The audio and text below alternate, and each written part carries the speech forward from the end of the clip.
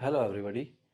तो आज की इस वीडियो के अंदर हमें डिस्कस करना है, जैसे कि हमने पिछली वीडियो में डिस्कस किया था कि स्प्रिंग से अगर कोई मास हम अटैच कर दें और उसको हॉरिजॉन्टल डायरेक्शन में हम ऑसिलेशंस कराएं तो वहाँ पर उसके टाइम पीरियड का क्या फॉर्मूला होता है।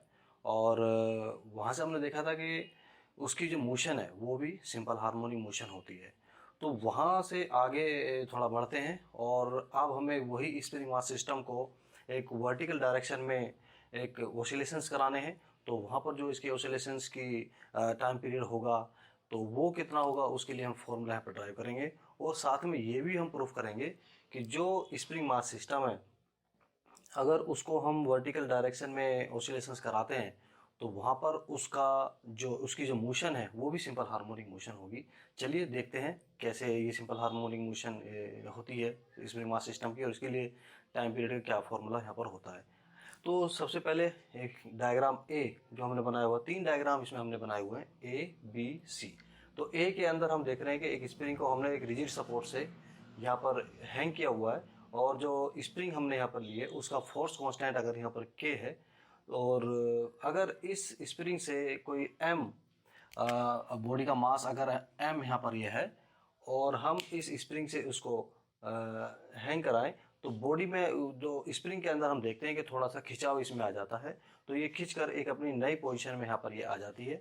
तो अगर इसकी स्प्रिंग की लेंथ में स्मॉल एल की यहाँ पर लंबाई में इसकी चेंज हुआ है, यहाँ पर चेंज इन लेंथ अगर स्मॉल एल है तो यहाँ पर हम देखते हैं कि एक इस पोजीशन के अंदर स्प्रिंग के अंदर एक फोर्स काम करता है जिसको हम रेस्टोरिंग फोर्स कहते हैं। और इसकी जो डायरेक्शन है और वो हमेशा अगर इसके जो स्प्रिंग की लेंथ में जो चेंज हुआ है उसका अपोज करता है, या हम कहेंगे उसके अपोजिट यहाँ पर होता है। तो अब इस पोजीशन में यहाँ पर दो फोर्स इस सिस्टम पे काम कर रहे हैं। एक फोर्स ऊपर को काम कर रहा है, मान लेते हैं ये फोर्स F1 है, और एक बॉडी का जो हमने बॉडी यहाँ पर लटकाई है उसका भार mg वो नीचे की तरफ को यहाँ पर काम करता है। तो इस इक्वेशन में अगर हम देखें न्यूटन्स की इक्वेशन यहाँ पर हम लगाएं तो वहाँ पर हम देखेंगे कि जो नेट फोर्स इस पर कितना काम कर रहा है। तो यहाँ पर हम देख रहे हैं कि ये फोर्स F1 है, यहाँ पर ये फोर्स यहाँ पर F1 है, और इस माइनस mg क्योंकि इसकी डायरेक्शन नीचे को है तो इसकी डायरेक्शन हम अपोजिट ले लेते हैं।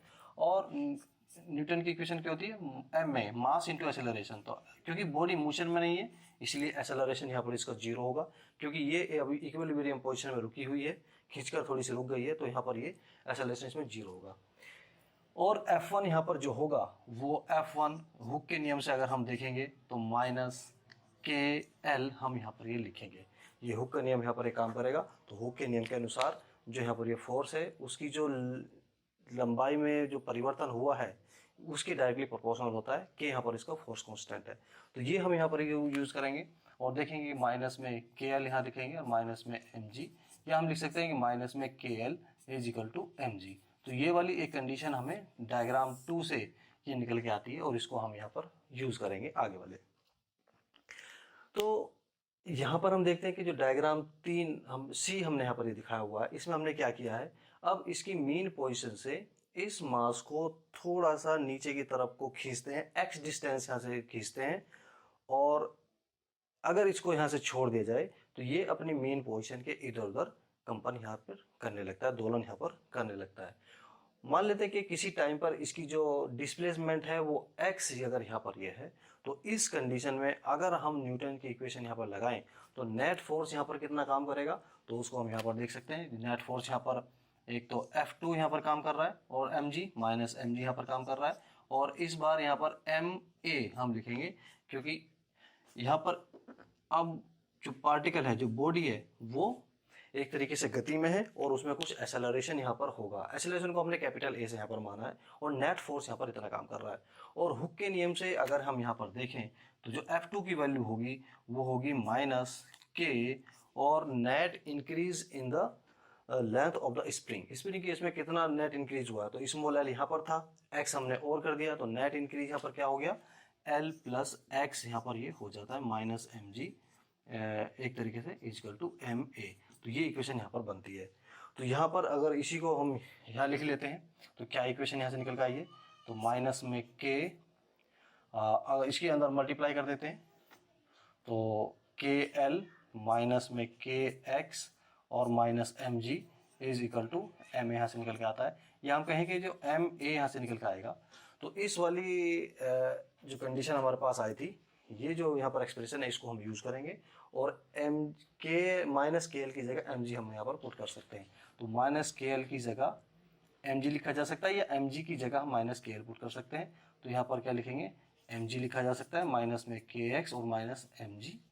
तो यहाँ पर हम देख रहे हैं कि एम जी से एम जी यहाँ पर कैंसिल आउट होगा, तो माइनस के एक्स यहाँ पर निकल के आता है, ये एम ए होगा, या ए इज इक्वल टू देखें तो माइनस का के अपॉन एम इंटू एक्स यहाँ से ये निकल के आता है। तो यहाँ से हम देख रहे हैं कि acceleration of the body is directly proportional to the displacement. जो हमने बॉडी को डिस्प्लेसमेंट दिया था ये उसके डायरेक्टली यहाँ से प्रोपोर्शनल होता है, और यही कंडीशन बताती है कि जो स्प्रिंग की मोशन है इन वर्टिकल प्लेन के अंदर वो एसएचएम होगी,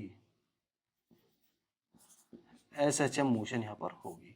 तो हमने ये भी प्रूव कर दिया है कि जो अगर हम स्प्रिंग मास सिस्टम को वर्टिकल डायरेक्शन में मोशन में देख कराएं और ऑसिलेशंस कराएं तो उसकी जो मोशन होगी वो एसएचएम होगी। अब इसके टाइम पीरियड का फॉर्मूला हमें फाइंड करना है। टाइम पीरियड के फॉर्मूला को फाइंड करने के लिए इस इक्वेशन की हमें कंपैरिजन करनी पड़ेगी जो जनरल एक्सप्रेशन है। तो जनरल एक्सप्रेशन यहाँ पर क्या होता है, a equal to minus omega square x से इसकी हम कंपेरिजन यहाँ से करेंगे। तो यहाँ पर देखते हैं कि जो ओमेगा स्क्वायर निकल के जो आएगा वो आएगा माइनस में ओमेगा स्क्वायर जो यहाँ से निकल के आता है के अपॉन एम यहाँ से निकल के आता है, या omega is equal to under root K upon M यहाँ से निकल के आएगा, या ओमेगा को टाइम पीरियड के फॉर्म में भी यहाँ से लिखा जा सकता है, ये होगा 2 पाई अपॉन टी और under root K upon M, या यहाँ से हम देखें तो जो टाइम पीरियड का ऐसा फॉर्मूला आएगा this is equal to 2 pi under root एक तरीके से एम अपॉन के। तो this is the expression for the time period जो स्प्रिंग मास सिस्टम का वर्टिकल प्लेन में हम यहाँ पर देखते हैं। तो सेम टाइम पीरियड का फॉर्मूला यहाँ पर भी निकल के आता है जो हॉरिजॉन्टल डायरेक्शन में भी है मोशन में आता है, वही सेम टाइम पीरियड यहाँ से निकल के आता है। और अब देखते हैं कि अगर वर्टिकल डायरेक्शन में हम स्प्रिंग को सीरीज में या पैरेलल में या कुछ डिफरेंट उनकी पोजीशंस हम यहाँ पर अगर लें तो देखते हैं कि जो उनके कन्फिगुरेशन है एक तरीके से कि स्प्रिंग को कितने तरीके से हम यहाँ पर मास के साथ अटैच कर सकते हैं। वो 2-3 तरीके हैं, उनको भी डिस्कस कर लेते हैं कि कैसे सीरीज और पैरेलल में उसका टाइम पीरियड, या हम कहें कि नेट जो उसका फोर्स कांस्टेंट होता है स्प्रिंग का, तो स्प्रिंग हम अगर लेते ही ले तो वहाँ पर क्या उसका टाइम पीरियड में इफेक्ट पड़ता है। तो आइए देखते हैं। तो 4 तरह के कन्फिगुरेशन हम यहाँ पर देखेंगे, और उनमें पहला कन्फिगुरेशन ये है कि यहाँ पर 2 स्प्रिंग हमने ली है जिसका फोर्स कांस्टेंट K1 और K2 है, इनको सीरीज में हमने जोड़ा है और m मास इससे हमने हैंग कराया है। इस केस में जो इसका रिजल्टेंट फोर्स कांस्टेंट होता है वो ये होता है कि K बराबर K1 K2 अपॉन में K1 प्लस K2, और यहाँ से जो इसका टाइम पीरियड का फॉर्मूला होगा वो होगा T equal to 2 pi under root m upon K1 K2 upon में K1 प्लस K2। तो इस तरह का यहाँ से ये टाइम पीरियड का फॉर्मूला चेंज हो जाएगा। अब आते हैं इस पे कुछ ये पैरेलल कॉम्बिनेशन यहाँ पर हम इसको बोल देते हैं K1 K2, इस तरह से स्प्रिंग 2 हमने लिए हैं और दोनों से हमने एक मास m अटैच किया इस तरह से। तो यहाँ पर जो रिजल्टेंट एक तरीके से फोर्स कांस्टेंट होता है वो K1 प्लस K2 होता है, और जो टाइम पीरियड का फॉर्मूला यहाँ पर आएगा वो आएगा T equal to 2 pi under root m upon K1 plus K2, जो कि कॉम्प्लीशंस में और न्यूमेरिकल प्रॉब्लम्स में काफ़ी हेल्प यहाँ पर ये एक्सप्रेशन करते हैं। तो ये फॉर्मूला हमें डायरेक्ट कॉन्सेप्ट पता होना चाहिए, और अगर स्प्रिंग कुछ इस तरह से अटैच है तो वहाँ पर जो इसका रिजल्टेंट फोर्स कांस्टेंट होगा वो K equal to K1 plus K2 होगा। तो यहाँ से भी टाइम पीरियड का फॉर्मूला बिल्कुल इस तरह से, या तो इस तरह से अटैच करें या इस तरह से अटैच करें, दोनों में ही टाइम पीरियड का फॉर्मूला सेम रहेगा। ये वाला अगर कन्फिग्रेशन आ जाता है तो यहाँ पर जो मास है वो एक तरीके से रेड्यूस मास यहाँ पर कहलाएगा, और रेड्यूस मास यहाँ पर होगा m1 m2 upon m1 plus m2। तो यहाँ पर जो टाइम पीरियड का फॉर्मूला है T equal to 2 pi under root m0 upon k आएगा। m0 यहाँ पर क्या है, इन दोनों मास का m1 और m2 का जो रेड्यूस मास है वो इस तरह से निकलता है। तो यहाँ से जो टाइम पीरियड का फॉर्मूला होगा T equal to 2 pi under root एक तरीके से m1 m2 अपॉन में m1 प्लस m2 अपॉन में k।